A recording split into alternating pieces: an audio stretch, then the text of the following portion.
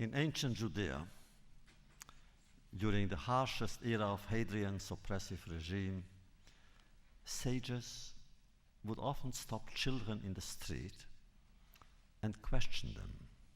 Psok et psukha was the phrase. Tell us, what biblical passage or what verse have you learned today? And from their answer, they would be able to decipher the future.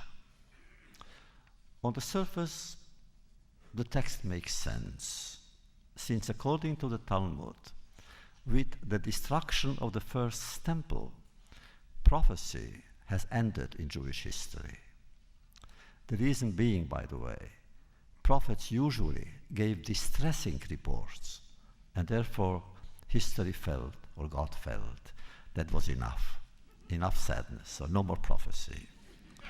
So the prophecy was taken away from the prophets, from the so-called professional inspired prophets, and, believe it or not, given solely to fools and children, which is in itself puzzling.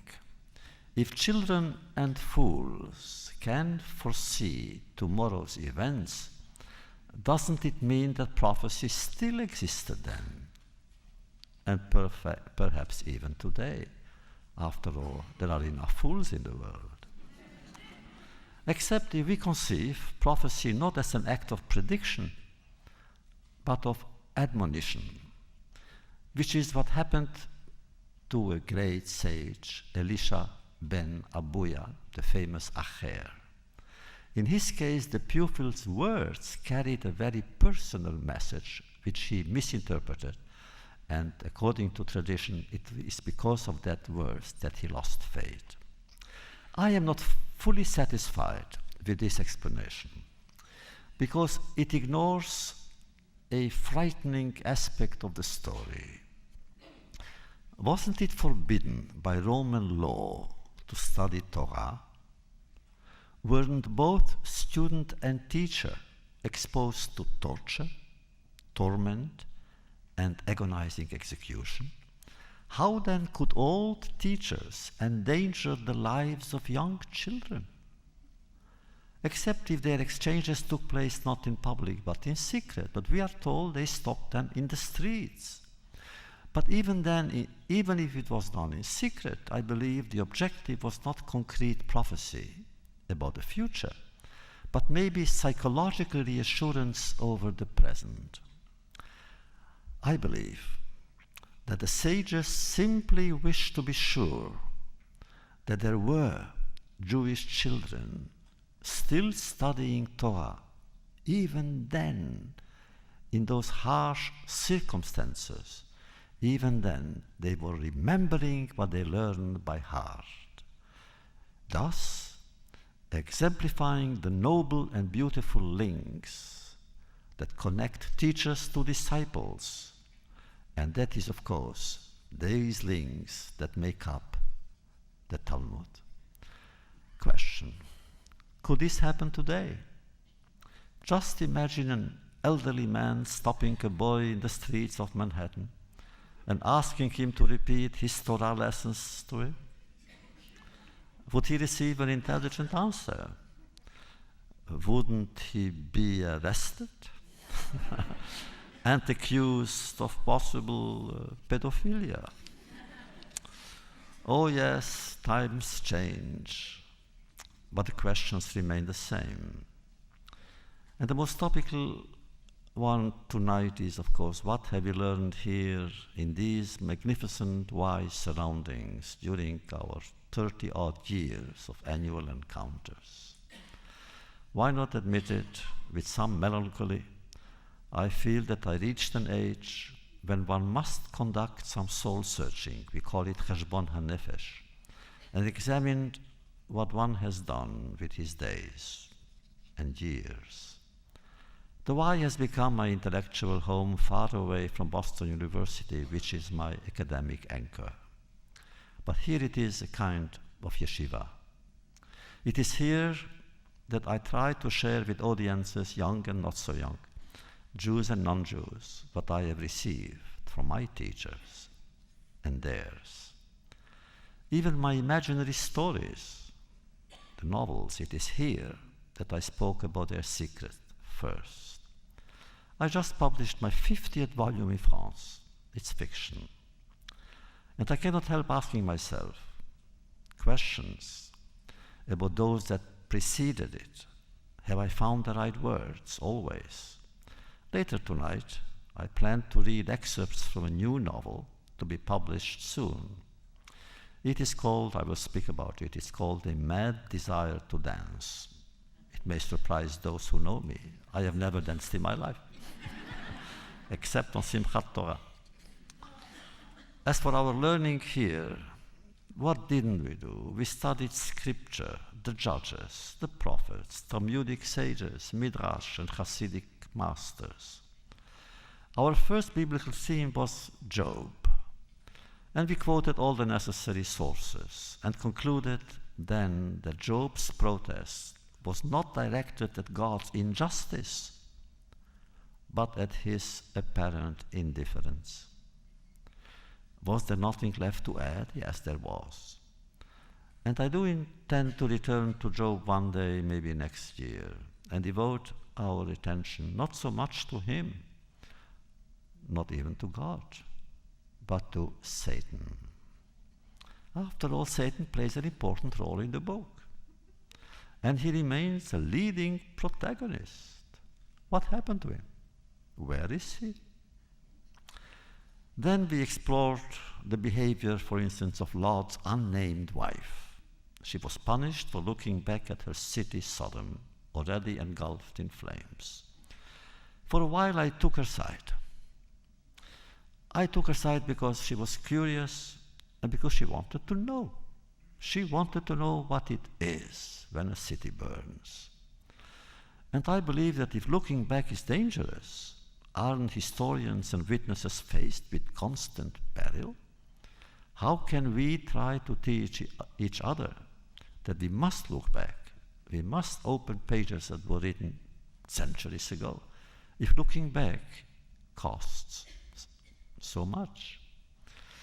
Recently, while rereading the story of the weekly parsha, or the portion of scripture, I stopped for a moment. I had not realized before that actually Lot's wife was innocent. Her punishment was unjust. Indeed, when you study the text, the angel's prohibition was directed at her husband alone, in singular.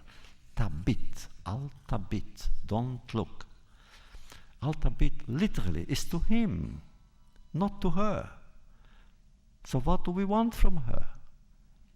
If the prohibition was not directed at her, she had all the right to do what she did. Then why was she punished?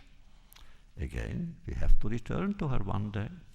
She's waiting in the desert as a pillar of salt. Then I devoted 3 sessions to the Akedah, the binding of Isaac. Each time I felt that it wasn't enough.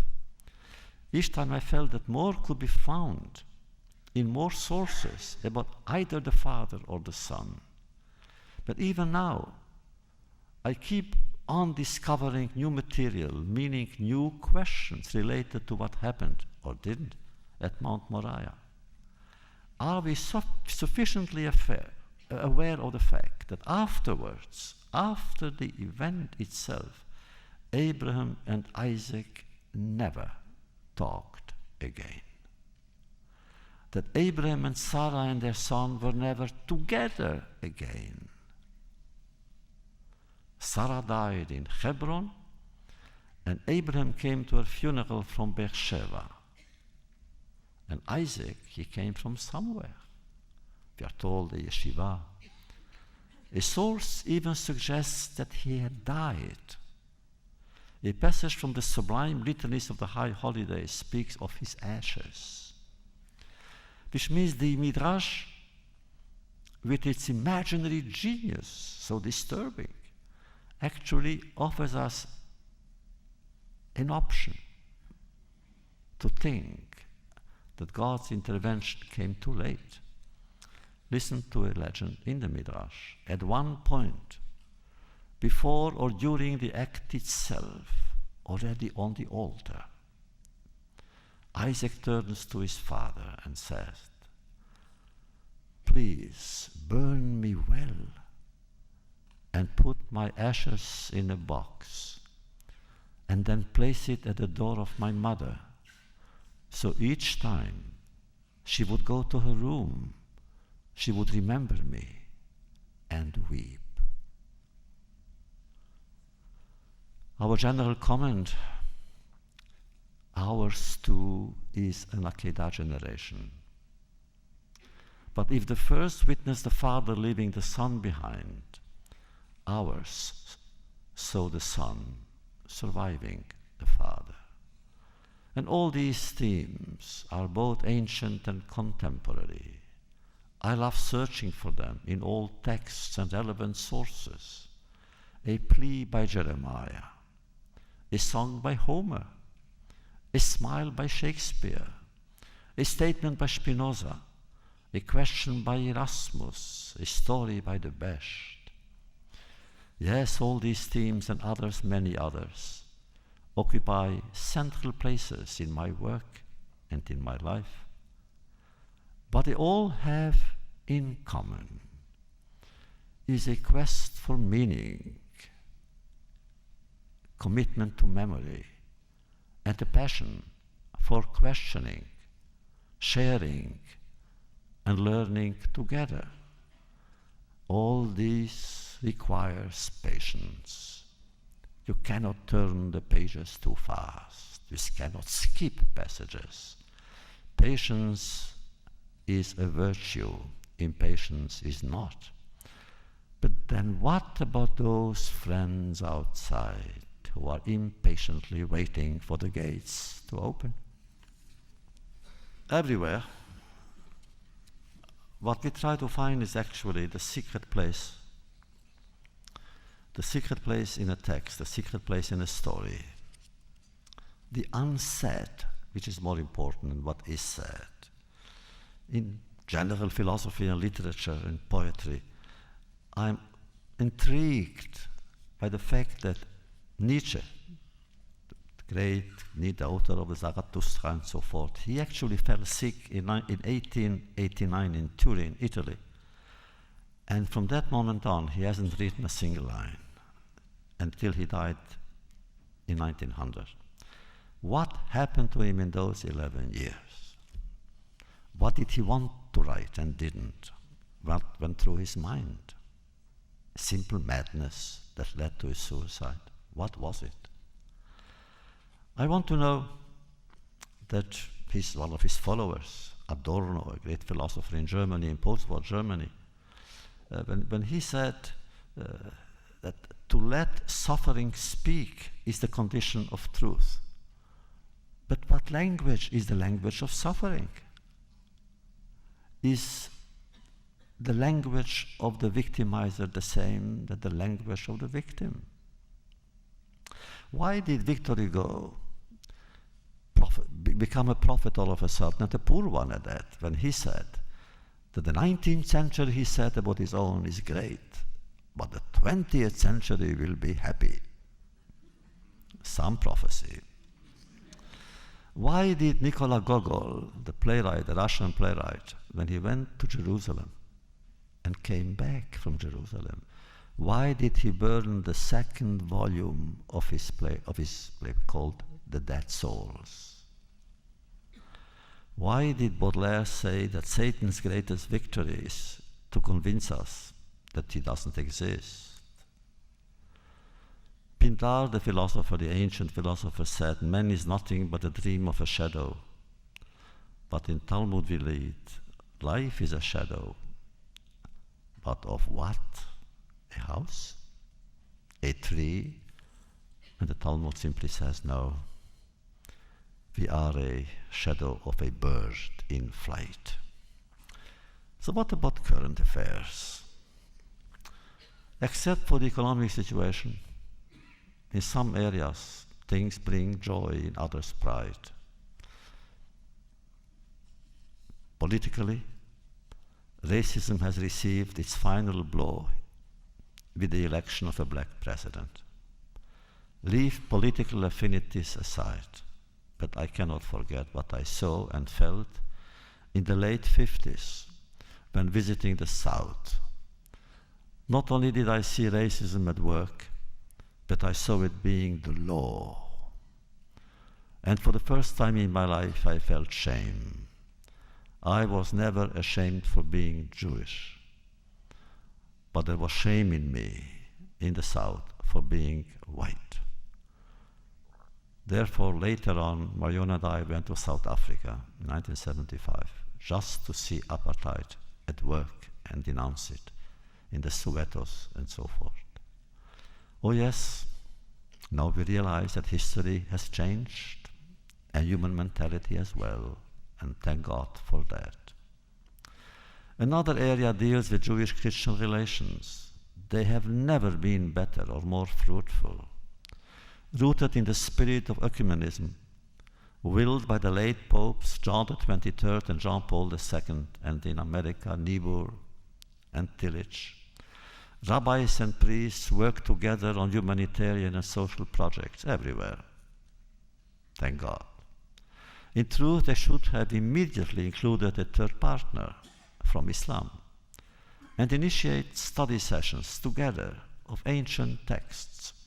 One day they could study, 1 week the Bible, the next the Quran or the New Testament, but study together as texts. Joint study never hurt anyone, not even one's ego. Still, we ask the question, what about history? Where does history go? What does history tell us? Does it have a sense of justice? Years ago, I received an invitation from the culture minister of Austria to come to Vienna for a whole day. And that day, they will have my books read by all the students in Vienna and against racism, against anti-Semitism. And I answered, I will come, Mr. Minister, thank you, I accept your invitation. I would come 1 day after Kurt Waldheim leaves. Waldheim was, the infamous president of Austria with his infamous past. And I thought he would say, hey, he's my president. No, Jacek came, okay. So we came, Marion and I came to Vienna. And it was an event which really stays with me because it taught me something. There were from 60 to 80,000 young students and from all over Austria who met in Vienna at the Heldenplatz. Those of you who know what it is, the Heldenplatz, the main square. That was the place where Hitler was received in 1938 by hundreds and thousands of Austrians cheering his Anschluss. And they wanted me to speak from the balcony, from the same balcony Hitler had spoken. And between Hitler and me, no one else had been there. He was my immediate predecessor. And I was afraid to touch the balcony. I didn't want my hand, to be at the same place that he was there. So I stayed like this. And I began my address saying, I am not sure that history has a sense of justice, but it sure has a sense of humor.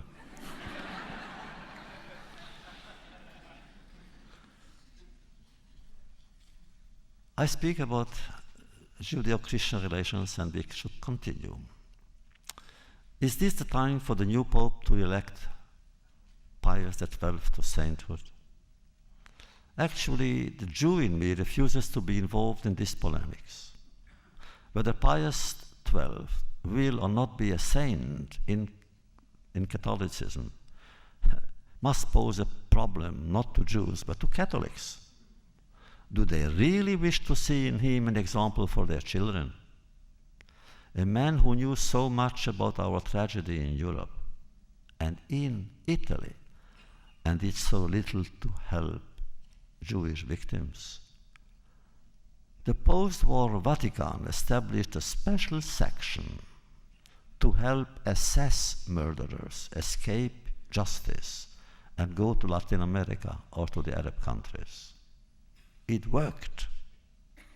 They smuggled out Barbie, they smuggled out Eichmann. It worked. But remember, there was no such plan, no such section, no such group to save Jews from this very SS group. Had there been one, many Jewish lives would have been saved. And that was under Pius XII. He, a saint. Now, I must confess that other Christians, not Catholics, also worry us. A very special group. Listen carefully, please. Are you aware of what the Mormon Church has been doing for some years? It is converting posthumously Jews who perished in the Holocaust. Their number has already reached hundreds of thousands. Non-survivors, such as Golda Meir and David Ben-Gurion, have also become Mormons. Ernie Michel, a fellow survivor, we were together in Auschwitz-Birkenau. We were together on the Death March to Gleiwitz. He was the first to discover and reveal this sensational story. And that does not let me be in peace. Oh, Mormons are good and decent people, socially conscious, doing very good things, and they work hard for their community. Why have they chosen to offend Jewish sensitivity? The Mormons claim that they do it out of love for the Jews. And allegedly, they tried to also convert Catholics, but there it doesn't work. The Catholics somehow resisted. But even if they succeeded, there is no consolation to us. All I can say is, Catholic monks used the same argument that they do it for us during the Inquisition.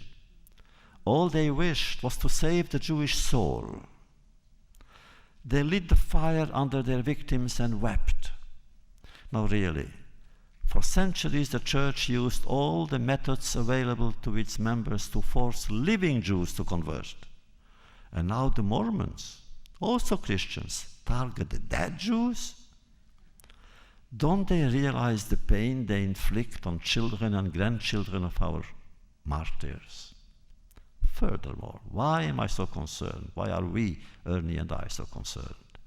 Just imagine 100 years from now, imagine a future Holocaust denier opening Mormon archives. And what would he say?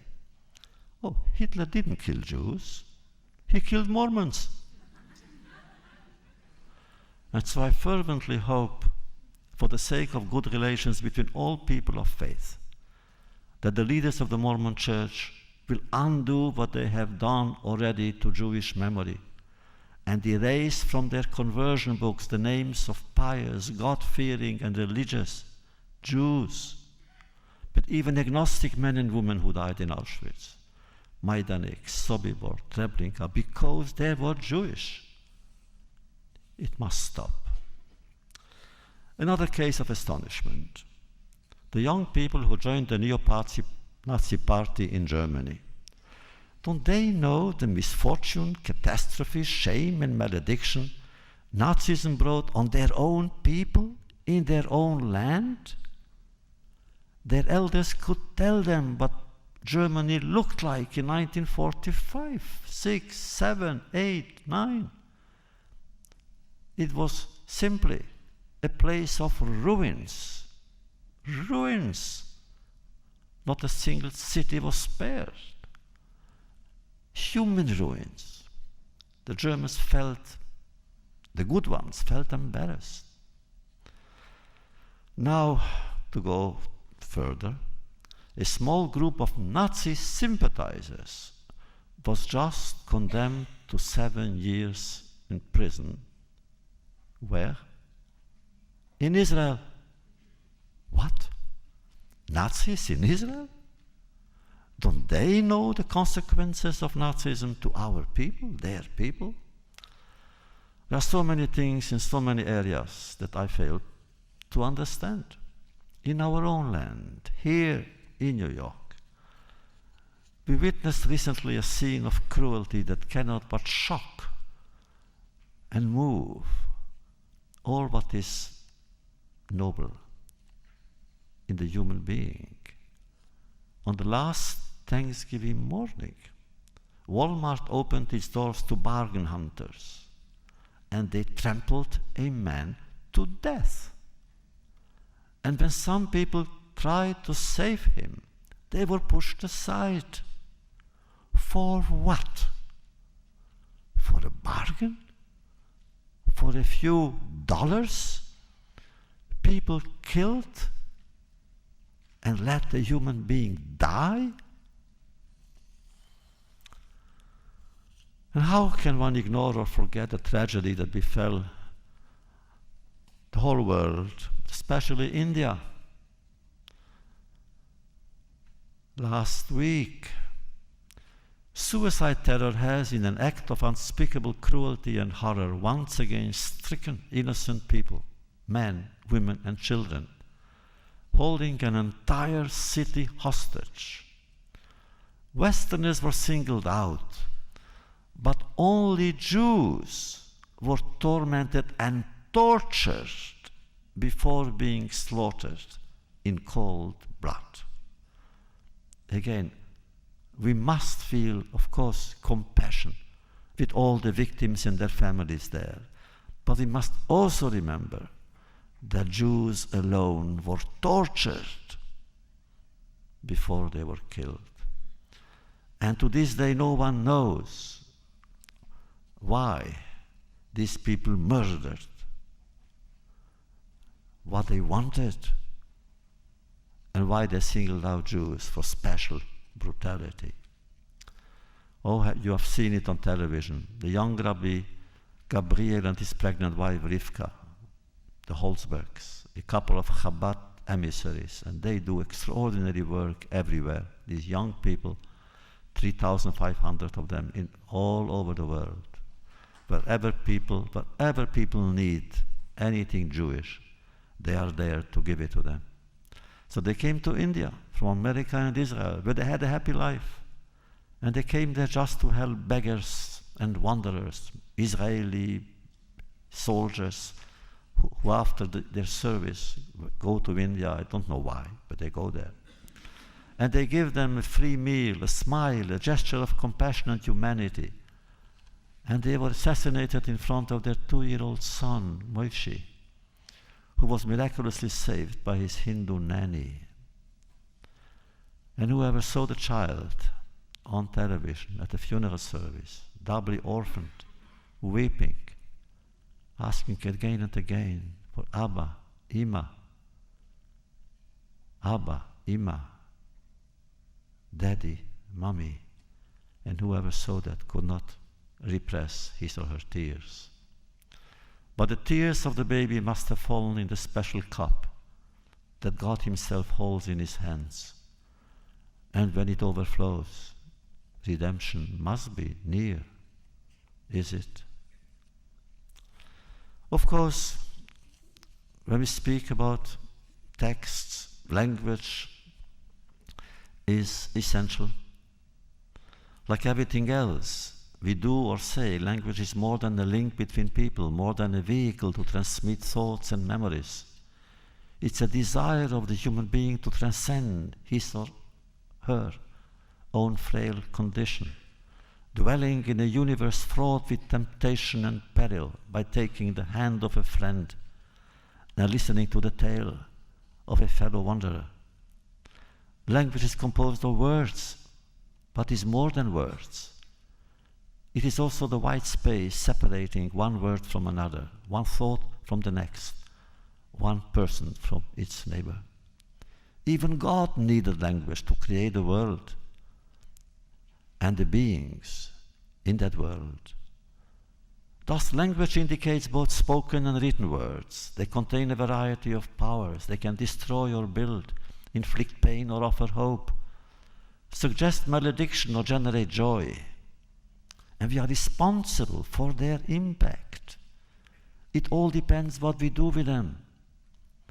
It is not my only way of addressing God, but the only one to speak to my fellow man. Then, as Eusebus said, it can be the best and the worst of things. A Chinese saying wants us to believe that there is in language a dragon that does not shed blood, but does commit murder. As for Kohelet, the Ecclesiast, the tongue of the wise man is in his heart, whereas the heart of the fool is in his mouth. Since my childhood, I learned to respect language. Before praying in the house of study or before eating at home, I would wash my hands. When a book fell to the ground, I picked it up and kissed it. Profane words contain their own sacred spark. Beware, life and death belong to the tongue. To abuse words is dangerous. May the tale become prayer, said the great Rabbi Nachman of Bratslav. Now there were times when we felt estranged from language. I felt alienated from their original meaning: hunger, fire, selection, evacuation, humiliation. Who would really understand what they mean to me and my fellow survivors? If I decided to wait 10 years before writing my first memoir, it is because I was not certain that I would find the proper words to communicate what cannot be communicated, not even among the initiated. Have I found them? I'm not really sure. Some of my colleagues, writers like me, must have entered despair and they committed suicide. Is it that they understood the frailty and vulnerability of language? In war or in other extreme situations of conflict and crisis, when the humanity of the human being is in jeopardy, language is their first victim. In war, it's always language that dies first, is mutilated first, is violated first. The language becomes then, in war, obscene, indecent, vulgar. What Leibniz calls a society's monument can regretfully be easily violated, maimed, enslaved, corrupted, and perverted. How? It's simple. The method has been practiced, used, and abused by many tyrants and dictators throughout the last century. Orwell understood it brilliantly. All of a sudden, words lost their original meaning to a substitute. Both Stalin and Hitler, each in his own way, made language their obedient captive. Stalin used the term popular democracy to describe his satellites in Eastern Europe that were neither popular nor democracy. Hitler and Himmler referred to the extermination of 6 million Jews as the final solution. To the victims, anti-Semitism and racism were a disease. For the haters, anti-Semitism is a remedy. To both categories, hatred was a reality. How then is one to combat the iniquity of situations provoked by such calamity, if not calamity being comprehended in and expressed in language? Even in post-war years, in many lands, language has been cheapened. Governments no longer lie, but engage in disinformation. Propaganda is not longer a vulgar word. It is called intoxication. Revolutions? Oh no, don't call it like that. Call it destabilization. Third world countries are not poor, it's not nice to say that, but underprivileged. How then is the witness to behave and speak as a true witness, wishing to restore to words their purity, and yet Some of us tried, we really did, we had to. To renounce bearing witness because of my hesitations and fears would have meant sterile resignation, if not betrayal. I write because I have no real moral choice. There was nothing else I could do. Have I reconciled myself with language? Not entirely. Often I try to communicate not with, but against words.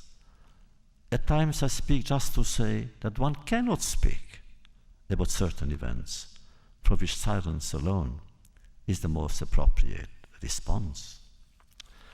Naturally, all that is linked to memory. Now, what is memory? What are its limits, its challenges, its burdens? From the ontological viewpoint, is the memory of a young peasant rooted in the same zone of the subconscious than that of an old sage, but enriched with talent and grandeur? What is imagination's role in memory, and the other way around? Do they help one another, or to the contrary, is one's vigor at the expense of the other? Whatever can be said about memory, its place in culture, education, and civilization is more than central. It is indispensable, irreplaceable. From ancient prophets and philosophers to modern writers, poets, visionaries, and scientists, even scientists, all owe their validity and success to their allegiance to and their use of memory, their own and that of multitudes of others. What I know is that memory has its own landscape, its own archaeology, its own language, method, and melody, and silence. Silence, too, is an intrinsic part of memory. The memory of silence is sometimes positive, appealing, and even creative. Thus, it can be an option. But the silence of memory cannot and must not. And so 60 years after the events, we realize that many of us, if not all those who enter the world of darkness and death, wanted to be remembered. At the end, that's all they wanted. In some ghettos and even in death camps, hundreds of inmates would join in conspiracy and self-sacrifice to enable one messenger to escape and bring the message and tell the tale, always the same, to the free world. At the end, the wish of doomed victims was no longer to live, but to survive and tell the tale. But that was not possible. The enemy was too cruel, too determined, too powerful, and the outside world too indifferent. To forget them would have meant to have them die again. Thus, in this place, extraordinary efforts must be made, at least to record and remember names, laments, dreams, agony, tears. Have we succeeded in truly transmitting their memories? Chroniclers and historians, survivors and witnesses have thankfully helped us learn facts. Have they properly been transfused into knowledge? We know what happened. Will we ever understand why it happened? And why to mainly one people and beyond it to some others? Granted, the enemy of Jews was the enemy of mankind, but why have we been chosen to be his first and implacable target? Did we really dream our dreams of fire and fear? It is not easy to remember too much, lest one go insane. And therefore you will see in a moment one of the leitmotifs of the novel I'm going to read from is madness. But the fact is that we don't know. There is so much we don't know. We don't even know what to do with memories. And this is one of the many questions raised by many people all over. And they all remain unanswered. What does one do with such memories?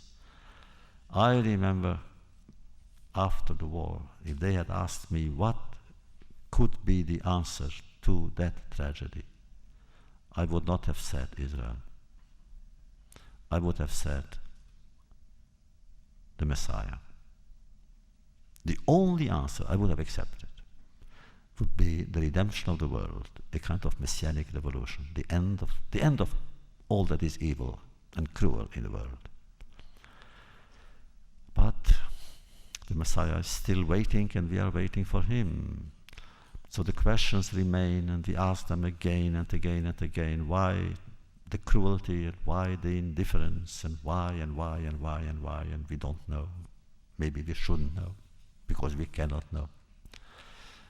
One thing we do know, that in those times, those who died with weapons in their hands, and those who perished with prayers on their lips, had much in common. The martyrs were heroes, and the heroes themselves were martyrs. And all we can do is think of them, and think of them with melancholy, and remember that they were alone, they lived alone, prayed alone, despaired alone, and fought alone, and died alone. Still, whether we know it or not, didn't something in all of us died with them? And now, the novel. As is a tradition here, that the Y has always the privilege or the right, or it's my privilege and my right, to give a kind of pre-everything. That means the first reading of everything has to be done on the Y. And so the reading of the book, it's called, as I said, A Mad Desire to Dance. And it's beautifully translated, this time not by Marion, because she's too busy with our foundation, but by very special lady, Catherine Temerson. It's beautifully translated. It's to be published by Jonathan Siegel at Knopf, coming February. So, wait for it and read it. And when you read it, remember Groucho Marx. He received from his friend S.J. Perelman his latest book, inscribed very nicely to him. And he answered, "Thank you for sending me your new book. And I must tell you, I am laughing so hard, I have it in my hand, I cannot put it down. It's so special, I'm laughing and laughing. And one day I'll read it." My story is not about that, but it's about love and madness, war and suffering, hope and despair, and mystical nostalgia. Love, yes, almost in plural. Doriel, this is the name of my protagonist, falls in love with a woman, one because she speaks Yiddish, another one because she tells stories, still another one because she listens to stories. But he is always in quest of love, to be able to love. And of course, you will not be surprised, the memory, the absence, the obsession with memory is there, because that is the underlying theme. Its absence is a curse, but is its presence always a blessing? Hegel speaks of the peril in excess of knowledge. Is excess of memory also not too heavy a burden? So Doriel, the main protagonist, the post-war one-time Jewish Talmudic student, is fighting madness, which of course is present as part of the novel's inner landscape. Those of you who know a little bit of my work know that in every novel I have a madman, as I have a child, and as I have an old man and a beggar. Because these are all categories that were singled out by the enemy as his first targets. They were unwanted in our world, because the enemy took them. And therefore I say, come on, I'll offer you a home. I'll give you a roof over your head, I'll give you names, and I will also give you a destiny.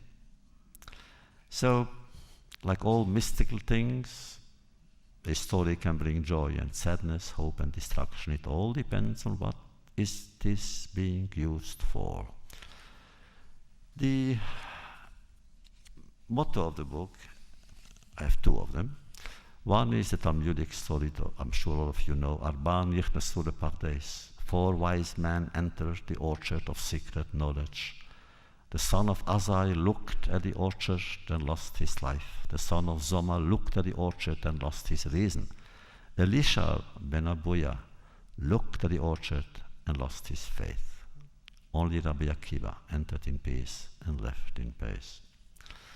And the second one is an excerpt from Paritus' book called A Message to a Student Who is Frightened of Becoming Old. And this is what he says. Why, young friend, do you say that happiness doesn't exist, that love is only an illusion? If true, why say it? And why say it, since it's true? Long ago, you loved a gracious and beautiful woman who lived on the other side of the ocean and mountains, and you suffered from it. Well, in that distant Orient, where she hoped to share memorable moments with you, she remains gracious and beautiful. Head lowered and smiling, she is waiting for you. And every time my eyes meet hers, I know that love causes madness and happiness.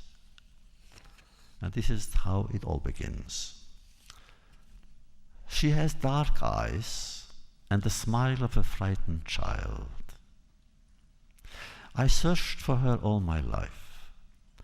Was it she who saved me from the silent death that characterizes resignation to solitude? And from madness in his terminal phase, terminal as we refer to cancer when incurable. Yes, the kind of madness in which one can find refuge, if not salvation. Madness is what I'll talk to you about. Madness burdened with memories and with eyes like everyone else's, though in my story the eyes are like those of a smiling child, trembling with fear. You will ask, is a madman who knows he is mad really mad? Or, in a mad world, isn't the madman who is aware of his madness the only sane person? But let's not rush ahead. If you had to describe a madman, how would you portray him? As a marble-faced stranger, smiling but without joy, his nerves on edge. When he goes into a trance, his limbs move about and all his thoughts collide. Time and again he has electrical discharges, not in his brain, but in his soul. Do you like this portrait? Let's continue. How can we talk about madness except by using the specific language of those who carry it within themselves?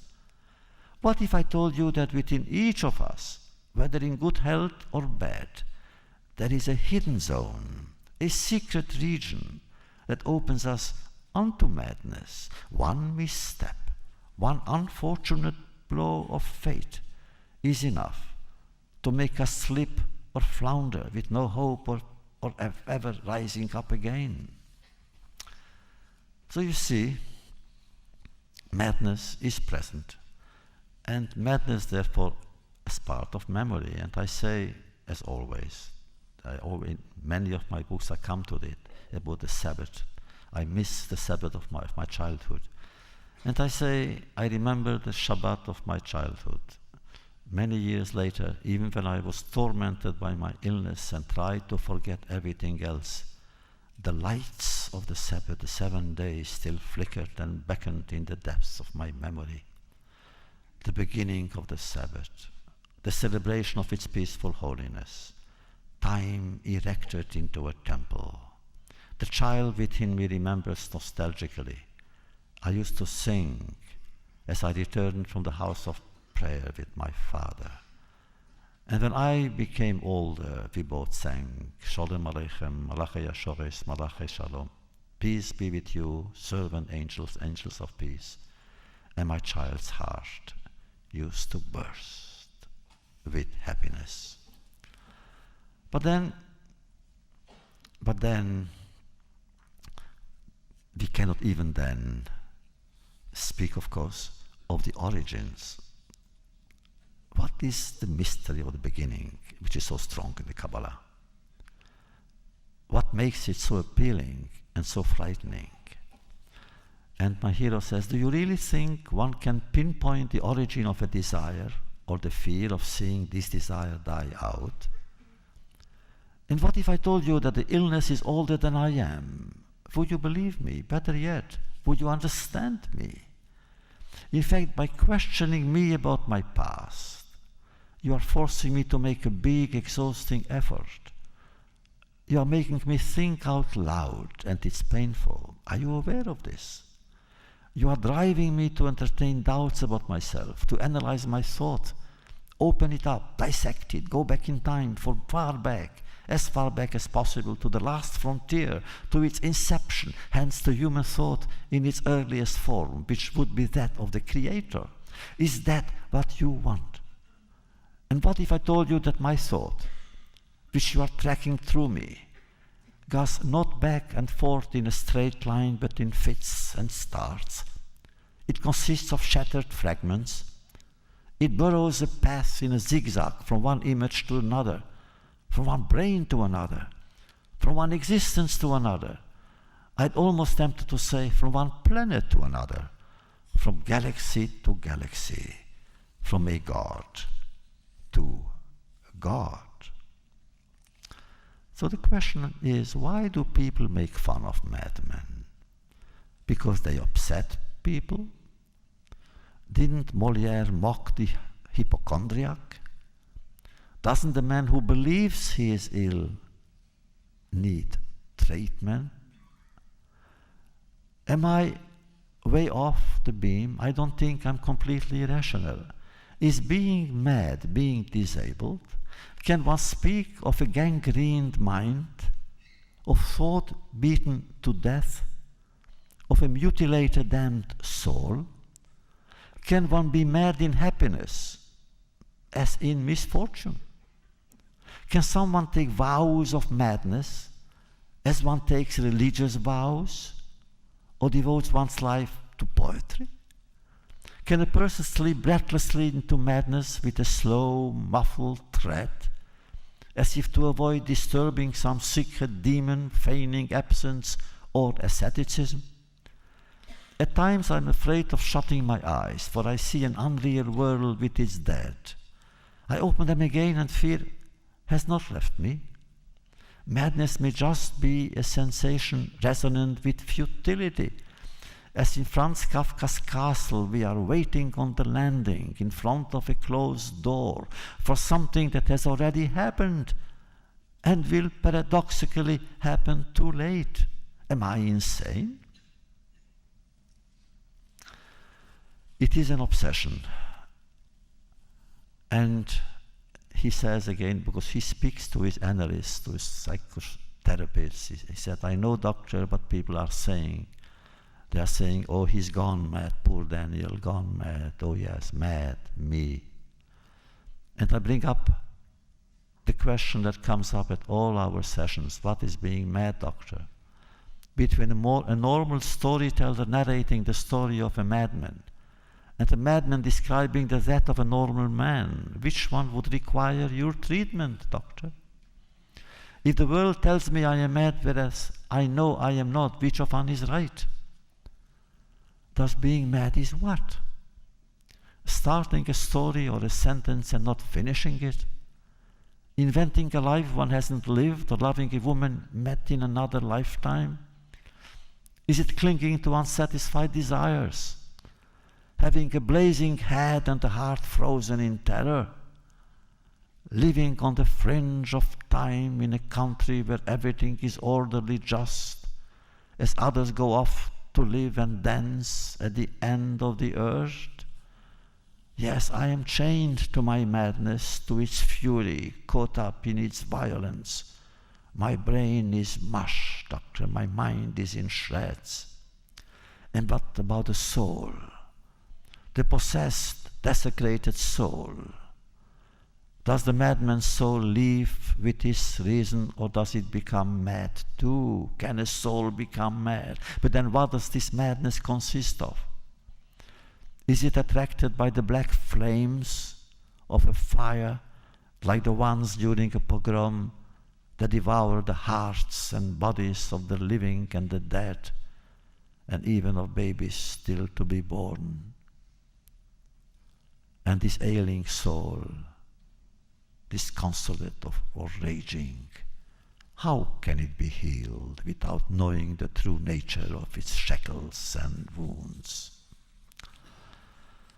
So, as you see, it's madness, and then isn't all this madness? You open the newspaper and you read what's happening in this world and you wonder, isn't it madness? How can people be in some places so cruel and in others so passive? What is going to happen to this crazy world of ours? When a few people, a few, can change our very psyche. What happened the last 20 years is the product of what maybe a few dozen terrorists have done. They conditioned us to give up our right to privacy. 20 years ago, if anyone had dared to open my suitcase or search me, taking a plane, I would be insulted. And today we give in right away. Please, take off your shoes, take off your shoes. Your jacket, take off your jacket. I'm glad they stopped there. But we would do it. All this because of a few terrorists, and they always, as always, it began in Israel. The first suicide murderers acted in Israel. At that time, really, people didn't care much. It's only Jews, as always. Only Jews, so go on. We are used to it, Jews to be victims. But now it's the whole world, everywhere. Even in Muslim countries, in Morocco, in all kinds of Muslim cities. Now it's in India, Pakistan, Iraq. Where will it stop? How can we stop it? A few years ago, we had a summit meeting in New York, which we organized together with the Prime Minister of Norway, Bondevik. It was called Fighting Terrorism for Humanity. We had 20 or 22 heads of states. And the question really was that, how to fight terrorism for humanity. And all of them admitted their helplessness. If a person wants to die, what can you do? And therefore, the only idea I had, I proposed it, and that was the only one that we had then, is to declare suicide killing a crime against humanity. It wouldn't stop the killer, but it would stop the accomplice, because it's a very serious charge. Anyone accused, indicted, charged with crimes against humanity, there is no statute of limitation, mandatory extradition, and so forth. So now we are trying to find legal minds to tell us definitions, what makes a killer into a terrorist, what makes a terrorist into a suicide terrorist, what makes a suicide terrorist into a criminal against humanity. But something must be done. In my novel, of course, what we say is, romantically, maybe the answer really is to fall in love again. And my hero is falling in love again and again. Then he's old, and nevertheless, he falls in love. Falls in love in a bakery, went to buy cake, he loves cake. And he meets a woman there, and the woman tells him, it's of herself, it's a banal story, another one. For you see, she said, I did it again. I have just been through a painful, demoralizing breakup. A man I loved, who loved me for a while, but who no longer does. I know things happen. You cry for a while, and then you accept it. He left me because he was tired of me. That's what he told me.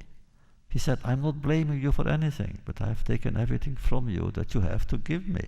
And that's all. Be happy, but without me, farewell. She didn't even have a headache. Just like that, she told it like that. And nevertheless, it was a meeting, and they met. And here comes almost the end, where at one day, Doriel went to the cemetery to meditate on his uncle's grave. It's a whole story with his uncle and partisans. And it is the anniversary of his death. And then he said, when I finished reciting the appropriate psalms, I suddenly noticed that I am not alone. An old woman with a wrinkled face is standing next to me, wrapped in a black shawl. Oh, Avroam, Avroam, I knew him, she said, the uncle. I was close to his wife, Gittel, and also dead. Did you know them? Yes, I did. How so? I grew up in their house. Oh, you are the nephew? Yes, the nephew. Don't you recognize me? I don't like to lie, she said, but I have changed a lot, I know. She looks at me for a long time. I am thinking of something else, she said. As for me, I'm recalling my uncle Avroam. I miss him. Deep down, he understood, without judging me, what was going on inside me. Convinced that fate was the answer to all predicaments, he suffered from the fact that mine was wounded. But he didn't hold it against me. And I never betrayed you, Avroam, uncle, not even in my madness. Sometimes a wounded soul is more open to truth than others. And the old woman says, I'm thinking of another day, in another cemetery, said the old lady. Do you know that this is not our first encounter, she says. Our first encounter was at your parents' funeral in Marseille. I remember you were silent. And also, though it was imperceptible, I saw it and I remember it as though it was yesterday. You were so unhappy that you were smiling. I saw you smile. It broke my heart. It was a smile of a frightened child. Oh, you think of the children today, those who are frightened, they need us. And therefore, what else can we do except write more, tell more, teach more, study more, and come back again and again, and go back to the Bible, and go back to the Talmud, and to our marvelous Hasidic masters, where the world is waiting for us, as we are waiting for its fervor, for its fire, for its deep, deep, deep love of the word and the music and the melody and the occasional silence.